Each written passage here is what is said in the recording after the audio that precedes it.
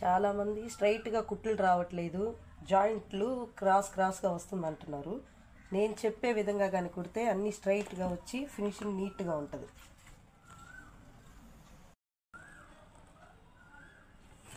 చూడండి, బ్లౌజ్ పీస్ని ఆది బ్లౌజ్ ప్రకారం వాళ్ళ చంక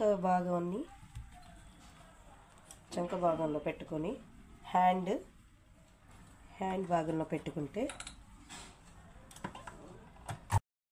స్ట్రైట్గా అనేది కుట్లు బాగా వస్తుంది.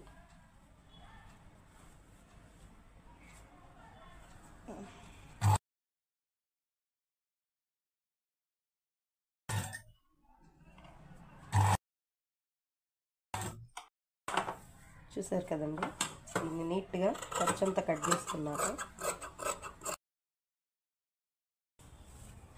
చూడండి చంక భాగం కానీ స్ట్రైట్గా ఎలాగొచ్చిందో.